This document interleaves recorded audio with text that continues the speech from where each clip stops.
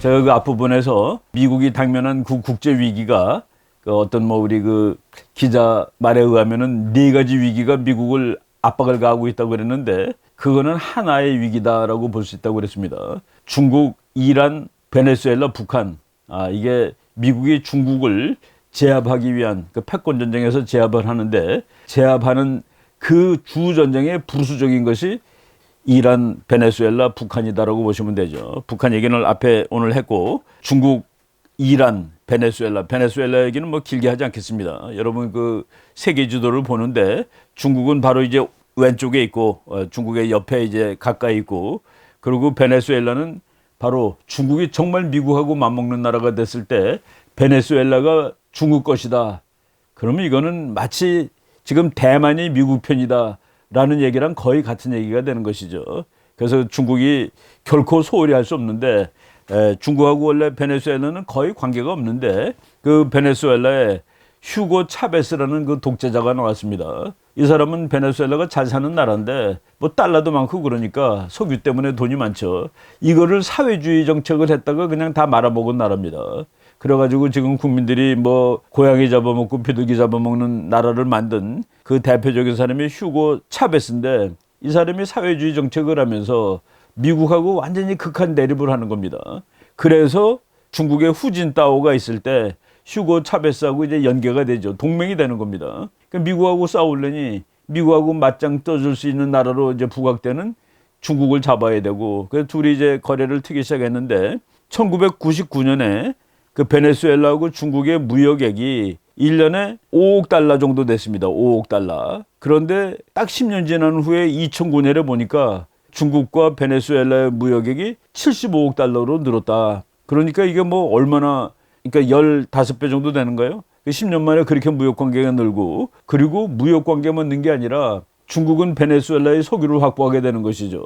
베네수엘라가 그 쉐일을 빼고서 석유만 치면은 세계에서 매장량이 1등이라고 나온다고 그랬는데 둘이 친해지면은 중국은 그 매장량이 자기 거가 되는 간접적으로 그런 효과도 낼 수 있고 그리고 지리적으로는 바로 미국의 코앞인 남미에 있는 친구를 얻는 것이 되고 뭐 이렇게 해가지고 두 나라가 상당히 그 좋은 관계를 가지고 있었습니다. 근데 지금 뭐 그 베네수엘라가 스스로 거의 폭망하는 그런 위기에 놓여 있고 그리고 중국은 오히려 그 투자했다가 그 멍이 들었다. 다 손해보고 건질 것이 없고 그리고 저거 이제 다시 정부가 자유주의 정부로 바꾸게 되면은 또 당장 그 미국 편이 되고 그럴 가능성이 있는데 뭐 그것은 우리가 지난번에 잠깐 얘기를 했었습니다. 그래서 오늘은 지금 미국이 중국을 직접 건드리는 거 그러니까 미국의 세계 전략의 주공입니다. 주공. 그러니까 이제 메인 어택이에요. 그러니까 중국을 직접 건드리는 거고 그리고 이란과 북한은 미국 입장에서 보면은 약간 그 이 옆에 포위 공격을 하는 뭐 그런 거가 된다고 말씀을 드렸죠. 지금 중국을 미국이 직접 건드리는데 그 미국이 중국을 직접 건드리는 것도 그냥 뭐 기분 내켜서 건드리는 게 아니라 그 전략이 바뀐 겁니다. 그 미국 대통령들은 전부 다 대통령이 되면은 국가 안보 전략 보고서를 이제 낸다고 이렇게 우리가 한번 방송에서 말씀을 드렸습니다. 그리고 보통 대통령이 취임한 다음 해에 내는데 트럼프 대통령은 2017년에 취임을 하고서 2017년에 그 내셔널 시큐리티 스트래티지 보고서를 냈는데 그 보고서가 그냥 가볍게 읽을 것이 아니라 그 보고서는 앞으로 미국은 테러 전쟁 같은 거는 이제 일단 접고 전통적인 위협에 대처하겠다. 우리가 국제정치의 전통, 국제정치의 원칙은 미국같이 큰 나라가 조그만 테러 집단하고 싸우는 건 원칙이 아닙니다. 그건 반칙이에요. 예외입니다. 미국 같은 나라, 예를 들어 영국 같은 나라, 이런 나라는 대규모의 다른 강대국하고 맞짱을 뜨는 것이 그것이 국제정치의 전통인데 바로 2017년 트럼프 대통령의 국가안보 보고서는 이제 테러리스트랑 그만 싸우고 중국이라든가 러시아라든가 이제 나한테 덤벼드는 강대국하고 일단 그 맞짱을 뜰 것이다 라는 그런 보고서나 마찬가지입니다. 그리고 이제 그렇지 않아도 트럼프 대통령은 중국을 뭐 심지어는 적이라고까지 책에다 쓴 적이 있는데 이제 중국하고 각을 세우는 것이죠. 바로 중국하고 각을 세우는 것은 트럼프 대통령이 선거하면서 약속했던 중국이 뺏어간 공장들을 찾아오겠습니다. 중국이 뺏어간 일자리를 찾아오겠습니다도 되고, 그리고 큰 맥락에서 보면은 미국이란 나라가 1등으로 남아 있어야 됩니다라는 그 싸움도 되고, 뭐 미국의 패권을 유지하는 그런 것도 되고, 그러니까 이제 여러 가지 그 조금씩 다른 것들이 큰 하나가 이제 될 수 있는 그겁니다. 근데 이제 중국이 결국은 뭐 미국하고 경제적으로 이렇게 상호 의존된 나라이기 때문에 미국이 옛날에 러시아랑 싸우는 것보다 중국하고 싸우는 게 훨씬 편합니다.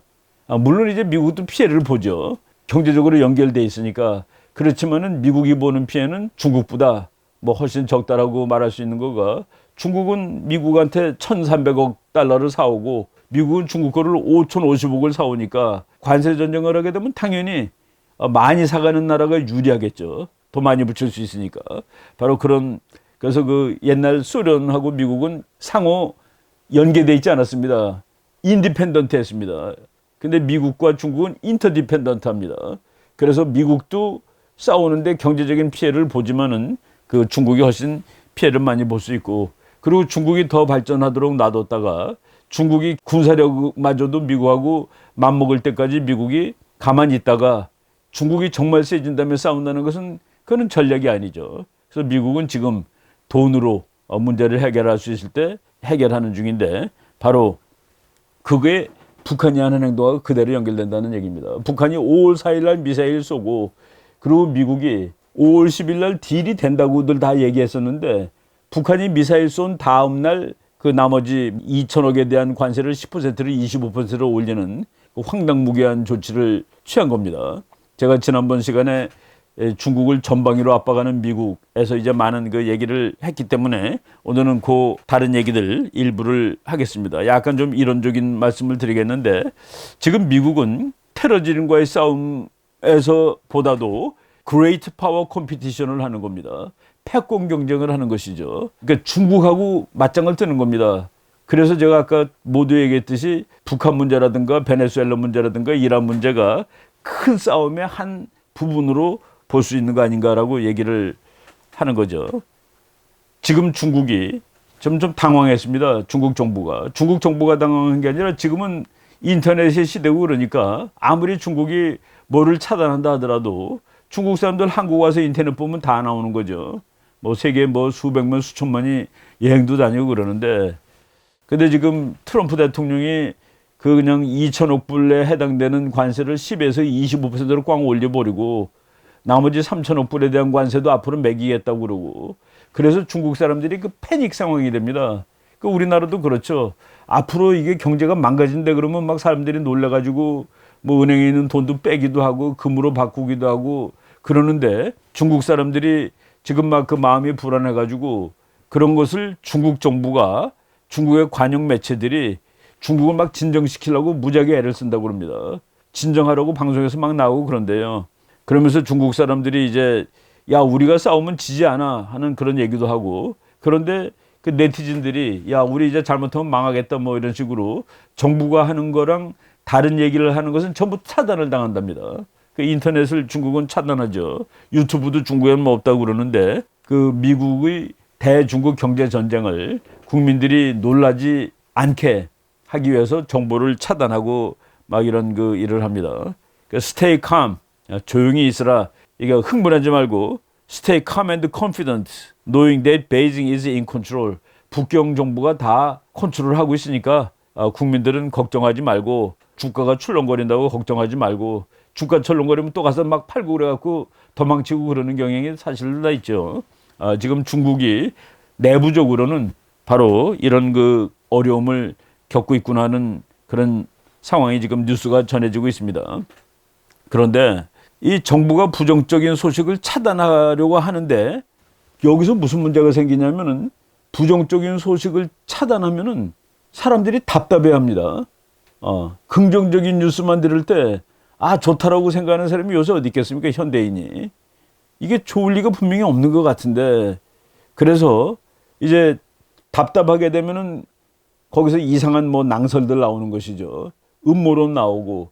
그래서 아무리 이 차단하고 센서십, 검열을 하더라도 이것이 문제를 완전히 해결하지 못한다라는 그런 그 뉴스가 지금 미국 신문들에 나옵니다. 예, 사실 그 미국이 5월 5일 날, 그러니까 북한이 미사일 쏜 다음 날, 뭐 미국 사람들은 그거 북한이 미사일 쏜 거랑 관계 없어라고 또 얘기하겠죠. 그렇지만은 우리가 아무리 보더라도 5월 10일 날 딜이 된다고 그래 놓고서 5월 5일 날 갑자기 트럼프가 관세를 그냥 엄청 더 매기는 거가 아무런 관계가 없을 리가 없다라고 저희는 보는 거죠. 그러니까 중국 그 정부 관리들이 트럼프가 트윗 보낸 거 트윗으로 그 알렸습니다. 이제 관세를 더 때리겠다고. 그거를 중국 외교부가 그건 뭐 그냥 의례적으로 있는 일입니다라는 식으로 하고 넘어갔습니다. 그리고 중국의 무역을 담당하는 부서에서는 아예 언급을 안 했습니다.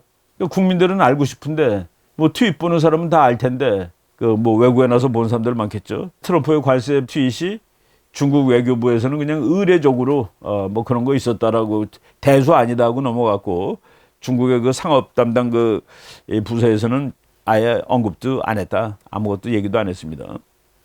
그런데 지금 이제 중국 방송이라는데 이런 데서 이제 막 나와요. 그래서 보니까 제가 이제 중국 거로 읽지 않고 그 미국 신문에 그 번역한 것들을 이제 몇 개 본 겁니다.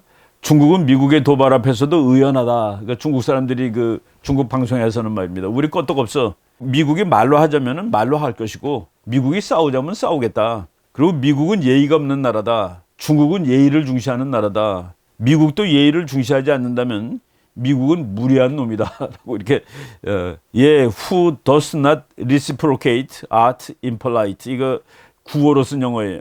너 우리가 예의를 갖추고 너한테 대하는데 너는 나한테 예의를 갖추지 않는다면 너는 impolite, 무례한 놈이야. 중국 사람은 care about etiquette. 우리는 에티켓을 존중하지. 근데 US for lack of courtesy. 미국은 도대체 예의가 없는 녀석들이구만. We can talk if we want to talk. 너가 말하자면 우린 말로 할 수 있어. We can fight if we want to fight. 뭐 말은 멋있습니다. 아주 의연하고 당당한 것 같은데 지금 중국 사람들이 이런 식으로 중국 국민들을 이제 호도하고 있죠. 이거 우리나라 KBS에 나온 KBS 방송에 나온 건데 그 지인이 그 사진을 보내줬더라고요. 시진핑 국가주석이 자국 인종과 문명이 더 뛰어나다고 생각하고 다른 문명을 개조하거나 대체하려는 것은 어리석은 일입니다. 요 말을 보면은 중국 사람이 국가에 대한 관점이 뭐다 하는 것을 알고 있습니다. 인종과 문명, 시빌리제이션이죠. 다른 문명을 개조하거나 대체하려는 거. 중국은 문명일지 모르지만 미국은 문명이라고 그러지 않습니다. 중국은 자기를 중화라고 얘기하고 문명이라고 얘기하는데 여기서 시진핑의 중국식 국제정치관념, 국제정치 질서관이 미국하고는 확실히 다르다 하는 것이 나타나는데 미국은 뭐 소구적 관점을 대표하는 나라죠. 그런데 지금 이 세계를 지배하는 국제정치 관점은 소구적 관점입니다. 지금 중국이 소구적 관점과 중국적 관점이 막 혼합되고 짬뽕이 돼 있는 거예요. 그래서 이제 그 올바른 인식도 잘 못하고 그리고 어떤 의미에서 보면은 소구식 국제 질서에 합당한 그런 행동을 중국이 잘 못한다라고 볼 수가 있습니다. 왜? 자기가 국가들은 다 동등해가 소구식 국제 질서인데 우리나라가 미국보다 힘이 약할 뿐이지 미국의 아래에 있는 나라가 아닙니다. 그리고 자마이카가 우리나라보다 힘이 약하지 우리 밑에 있는 나라가 아니에요. 다 옆입니다. 그게 지금 소구식 국제 질서인데 중국 사람들은 우리가 위에 있는 거 아니야라고 착각을 합니다. 그러니까 아래 것들 대하듯이 대하는 거예요. 옛날에 중국이 자기한테 조공바치러 온 나라를 아주 우습게 대했죠. 근데 지금의 세계는 그 세계는 아닌데도 불구하고 그것이 남아가지고 중국의 외교정책에 자꾸 에러를 범하는 겁니다. 그러니까 미국 학자들이 뭐라고 그러냐면은 중국이 옆에 있는 나라들한테 잘해주면은 옆에 있는 나라가 미국하고 친구를 안 할 텐데 옆에 있는 나라를 너무나 무섭게 만들어가지고 중국 옆에 있는 나라가 다 반중 친미가 되는 거를 자기는 이해할 수 없다라고 얘기하는 그 미국 교수가 이렇게 질문하는 적이 있었습니다. 근데 그 중국식 국제 관점이 그래요. 중국이 위에 있고 옆에 있는 조그만 나라들은 아래에 있는 겁니다. 그러니까 그 관계가 평등 국제 관계가 아니라 자소사대입니다. 큰 나라는 작은 나라를 보살펴주고 작은 나라는 큰 나라를 사대하고 공경하고 거기에서 조화가 있고 평화가 있다고 믿는 그러니까 문명이란 말 쓰고 그러는 거죠. 국가라는 말을 안 쓰고. 제가 이 책을 뭐 번역한 지 꽤 오래된 책인데 2005년에 번역한 책인데 새로운 제국 중국이라는 책을 미국 하버드 대학에 있던 그 호주 학자입니다. 로스 테릴이라는 그분이 이제 쓴 책인데 The New Chinese Empire, 새로운 제국 중국. 제가 이 책을 읽다가 정말 너무 이 국제정치 관점에 대해서 아주 재밌게 요약을 한 책이고, 그 중국의 국제정치 관점이 오늘날의 세계에 타당하지 않다라는 것을 아주 깔끔한 언어로 정리를 한 책입니다. 그래서 이 책의 내용을 그냥 아주 짧게 말씀드리면은, 이 사람에게는 중국은 문명이지 국가가 아니다. China is a civilization. 중국은 문명이다. Not a nation state. 국가가 아니에요. 지금 말하는 국민 국가가 아닙니다. 왕이 아니라 국민이 다 주권을 갖는 그 nation state라고 그러죠. 민족 국가라고도 하고 국민 국가라고도 하는데, 중국은 문명이지 국가가 아니다. 중국과 같이 큰 나라가 연방이 아닌 것도 놀라운 일이다. 미국도 중국만큼 큰데 미국은 50개, 그래서 유나이티드 스테이트입니다. 각 주마다 군대도 있고 법도 있고 다 있어요. 심지어 그 하나의 독립국 비슷한 깃발도 다 있고. 근데 중국은 이제 중앙 집권을 하죠. 중앙 통제를 하죠. 중국처럼 큰 나라가 연방이 아닌 것도 놀라운 일이다. 그러면서 이 로스테릴 교수는 중국은 21세기 세계 정치의 부적격인 나라다. 21세기에 맞는 그런 스타일이 미스핏이라고 그랬습니다. 이 국제 질서에 맞지가 않는 나라예요. 중국은 21세기의 부적격 국가다. 그러면 적격 국가가 되려면 그럼 쪼개져야 되는데, 그거는 중국이 죽어도 할 수 없는 일이죠. 그래서 21세기의 중국이 그 고민이고, 중국이라는 이 시빌리제이션을 국가로 착각을 하고, 국가하고 문명은 다른데, 근데 시진핑이 한 말이 바로 이 책에서 주장을 했듯이 자국의 인종과 문명이 더 뛰어나다고 생각하고, 인종이라는 게 중국은 55개 다른 족속이 있다는데, 어디까지를 하나의 인종으로 보는 것도 다르죠. 우리가 황인종 그러면 우리가 일본이나 중국하고 싸울 이유가 없죠. 똑같은데. 근데 한국, 일본 종족이 다르니까 이렇게 죽어라, 이렇게 대항하고 다투고 그러는 겁니다. 자국 인종과 문명이 더 뛰어나다고 이런 말을 지금 중국이 하고 있고, 중국의 그 CCTV 앵커가 13일 메인 뉴스 중에서 한 말이라는데, 싸우자고 하면 끝까지 싸울 것입니다. 5천여 년 동안 온갖 비바람을 겪은 중화민족이 어떤 상황인들 안 겪어봤겠습니까? 이것도 21세기적 국제정치하고는 좀 다른 것 같아요. 미국은 이렇게 하면서도 우리는 평화를 원합니다라고 얘기를 합니다. 그러니까 미국은 다 평화입니다. 비록 전쟁을 내일 당장 할지 몰라도 그 전까지는 평화를 얘기하는데, 이 사람들은 사실 전쟁을 직접 하지는 못할 것 같은데, 싸우겠다라고 이런 식으로 얘기하는 거는, 이게 그 중국한테 무슨 유리함이 있을지 모르겠습니다. 스티븐 모쇼라는 사람, 지난번에 제가 그 프레젠트 데인저라고 지금 이 심각한 위기야. 그래서 미국이 중국이 심각한 위기다라는 그 조직을 만들었다고 그랬죠. 거기에 들어간 아주 괜찮은 학자 중에 한 사람이 스티븐 모쇼인데, 스티븐 모쇼가 5월 8일자 이 논설에서 Trump's tariff tactic is the best way to finally make China stop cheating. 트럼프의 관세 전술은 중국이 치팅, 속이는 일을 중지시키기 위해서 가장 좋은 정책이다. 그러니까 지금 트럼프를 꽤 괜찮은 그 중국 전문 미국 학자가 지금 트럼프의 다툼의 방식을 지지하고 있다라는 그겁니다. 그리고 또 뉴욕 포스트, 이거는 그 미국에서 뉴욕 타임즈는 아니지만은 뉴욕 포스트라는 신문이 있는데, 이게 상당히 공화당적이고 보수적인 신문입니다. 거기 당연히 이렇게 나오겠지만은, Trump is just fighting back in a trade war that China started long ago.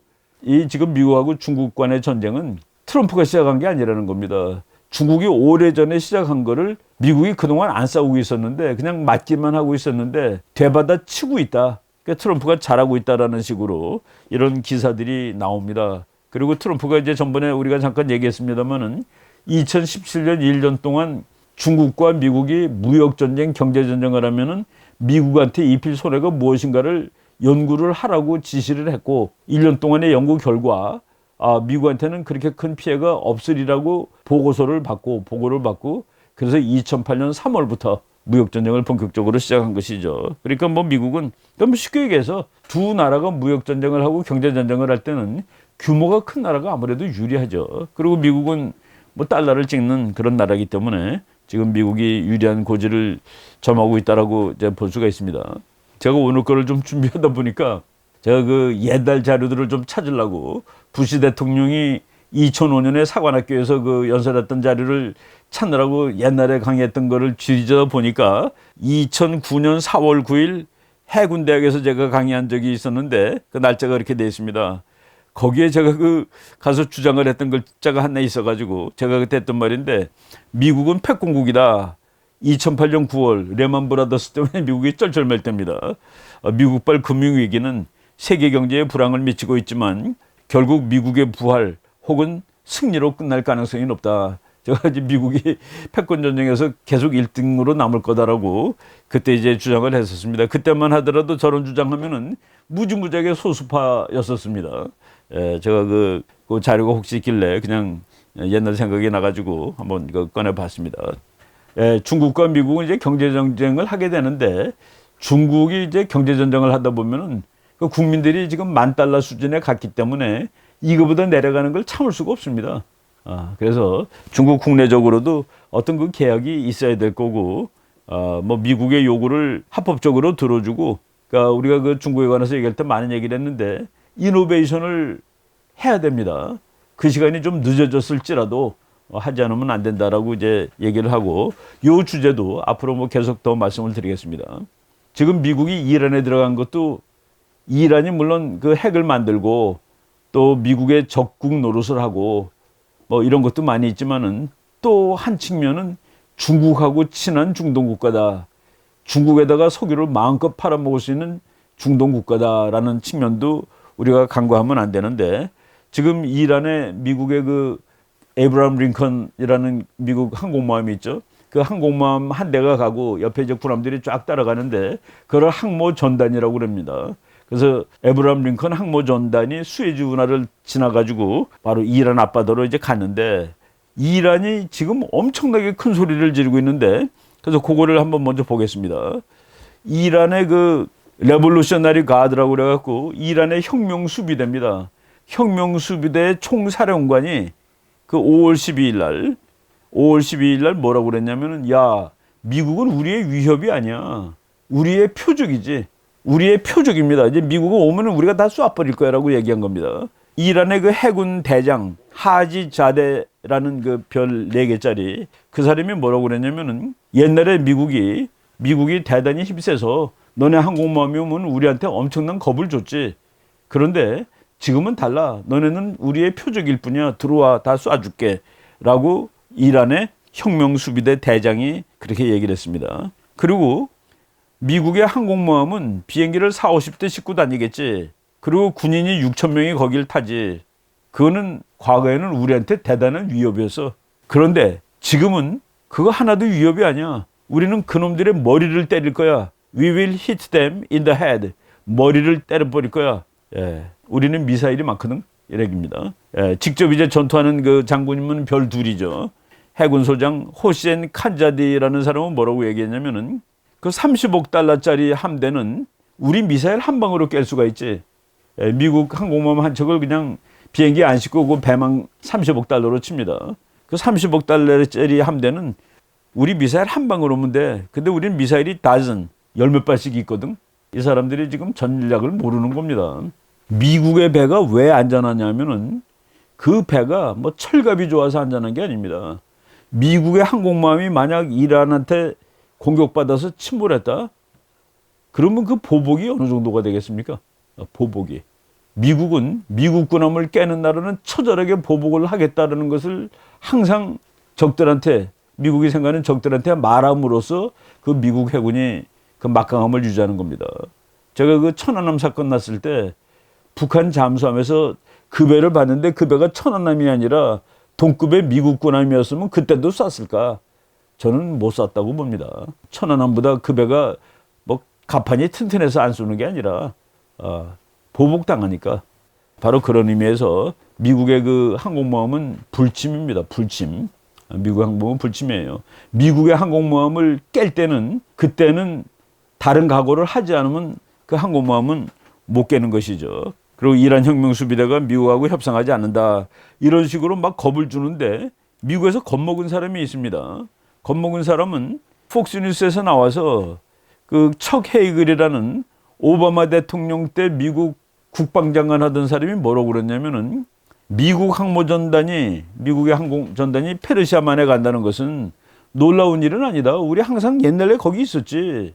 그런데 나는 지금 트럼프 행정부가 이란에 아주 위험한 방식으로 미끼를 던지고 있다는 사실을 유념하고 있다. 즉 미국이 가가지고 이란 보고 먼저 공격하게 만들고 있다.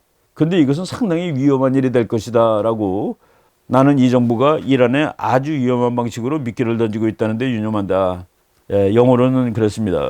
It's not unusual to have an aircraft carrier battle group in the Persian Gulf. 거기 뭐 미국 항공모함 뭐 지난 30년 동안 붙박이로 있었다고 제가 얘기를 했었죠. We did that all the time. 우리 항상 그랬었다. But I am concerned that this administration is baiting Iran. baiting이라는 건 우리가 그 낚시질 할 때 그 꼬시는 거예요. 이란을 꼬신다 이겁니다. In a very dangerous way. 정말 대단히 위험한. 그러니까 이란이 흥분하게 만들고 이란이 공격하게 만들고 그러는 거 아니냐라고 얘기를 하는데 예, 이제 미국이 어떻게 나갈지는 정확히 모르겠습니다만은 미국 사람들이 하는 말 보면은 아 우리 싸우기 싫어. 지금 예, 폼페오 장관이 얘기했습니다.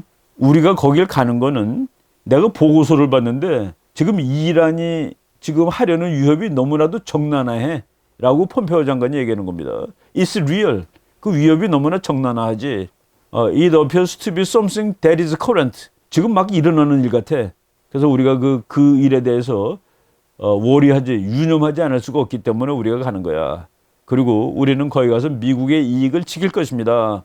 미국의 이익을 적당하게 지킬 것인데 Our aim is not war. 우리의 목표는 전쟁하는 것이 아닙니다. 그러니까 나는 지금 이란하고 미국하고 누가 전쟁을 한다면 그 의도가 더 많겠습니까? 나는 미국이 더 많다고 보는데 미국은 나 전쟁 안 해.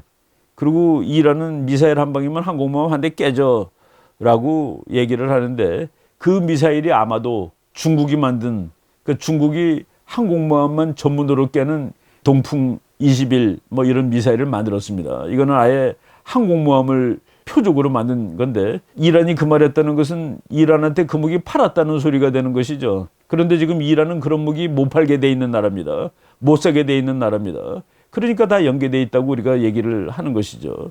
그러니까 이란이 벌 받는 거는 중국도 벌 받는 요인이 되는 거다라고 된다고 말씀을 드리는 겁니다. 트럼프 대통령한테 물어봤대요.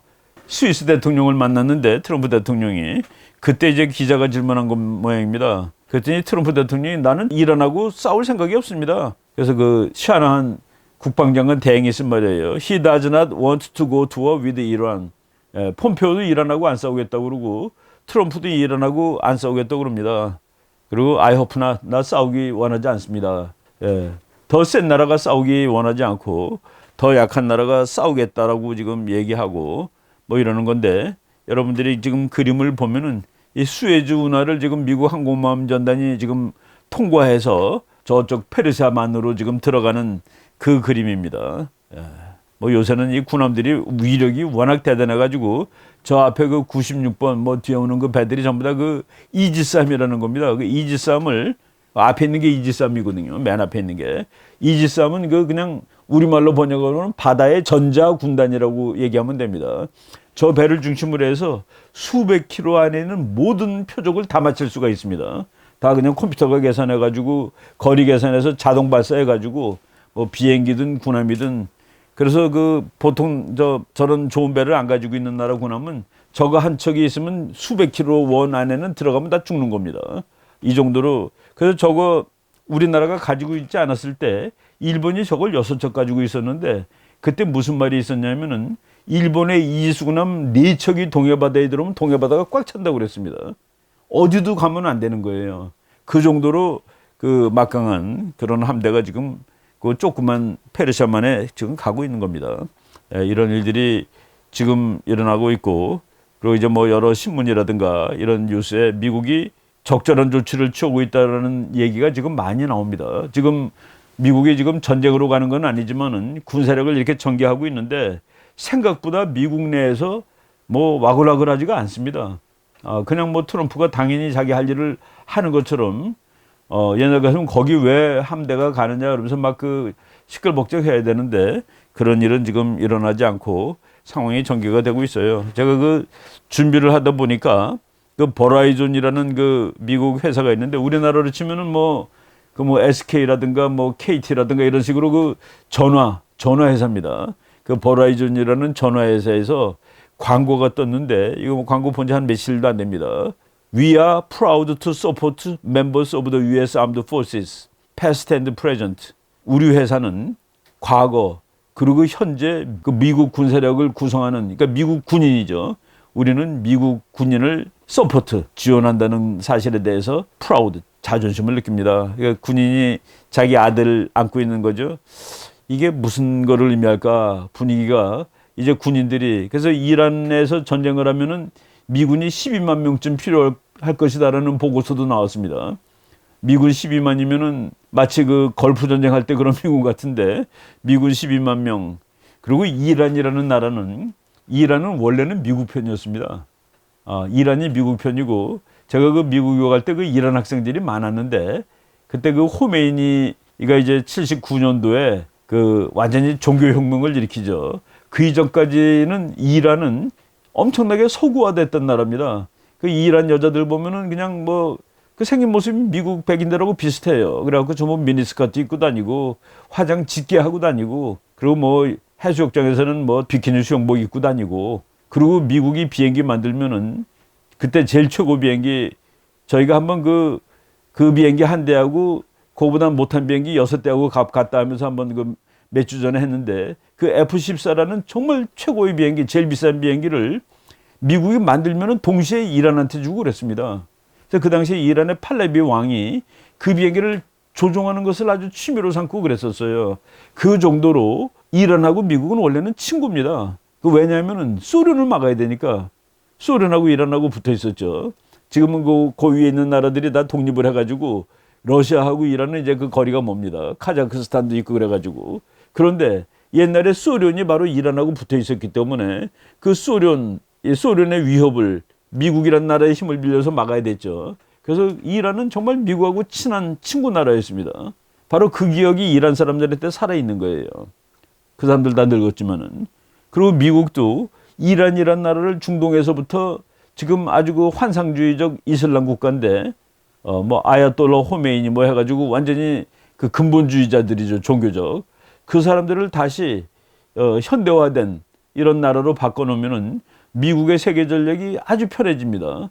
중동에 이스라엘이 미국 편이고, 그리고 이스라엘하고 이란이 그렇게 사이가 나쁘지 않은 나라로 되게 되면은, 그러면 뭐 중동이 이제 안정이 되는 것이죠. 중동이 안정될 뿐만 아니라 중국이 아주 믿음직한 친구를 하나 잃어버리는 거가 되고, 그러니까 중국을 그 패권 전쟁을 하는데, 미국하고 패권 경쟁을 하는데 중국의 왼쪽 날개를 잘라놓는 그런 역할을 미국이 할 수 있는 거 아니냐는 생각이 드는 겁니다. 이란은. 예. 그래서 지금 이제 미국이 북한이 미사일을 전부 500 몇십 일 만에 쐈습니다. 트럼프는 이제 자기가 즐겨 쓰던 말 하나를 잃어버린 겁니다. 보세요. 아직 미사일 실험도 안 하고 핵실험도 안 하잖아요. 이제 그 말은 못 하거든요. 비난하는 사람이 당신은 왜 쏘? 그러면 할 말이 없는 겁니다, 이제. 그동안 미사일도 만들고 실험까지 다 해버렸으니까. 그래서 지금 기분이 상당히 나쁠 텐데, 저는 북한이 미사일을 쏜 후속 조치가, 이게 그 북한 하나만을 손보는 것이 아니라 중국과 베네수엘라, 이란을 그냥 하나로 묶어가지고 그 글로벌한 관점에서 미국이 대외 정책을 하고 있구나는 그런 느낌을 받습니다. 오늘 이번 주도 하다 보니까 뭐 제가 좀 짧게 2개를 하려고 그러다 보니까 그래서 줄였는데도 자꾸 조금 길어지는 경향이 있습니다. 여러분들 보시기 편하려면 좀 짧아야 되는데 자꾸 이렇게 길어지는데, 뭐 보다 쉬다 하시면서 보시면 될 것 같습니다. 오늘 여기까지 하고 이제 계속 이슈가 나올 테니까 나오는 대로 또 분석해서 설명해 드리도록 하겠습니다. 오늘 여기까지 할게요. 고맙습니다.